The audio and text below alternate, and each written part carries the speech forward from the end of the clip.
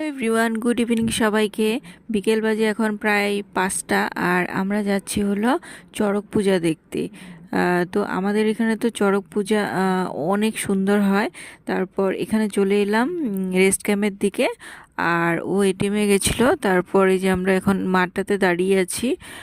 কিন্তু এত গরম লাগছিল আর চারদিকে ধুলো ধুলো, আর তারপর ভাল লাগছিল না। তারপর চলে যাচ্ছি এখন কলেজ গেটের দিকে। যাওয়ার পথে একটা অরেঞ্জ জুস খেলাম আমি, আর আমরা দুজন একটা একটা আইসক্রিম খেলাম। তারপরে কলেজ গেটে চলে আসলাম। এখানে এসে দেখি অনেকটা ভিড় আছে, প্রায় গাছ এখন ঘুরাবে। তারপর বিকেল হয়ে গেছে, মানে সন্ধ্যা সন্ধ্যা হয়ে গেছে, তো তার জন্য বেশিক্ষণ থাকলাম না।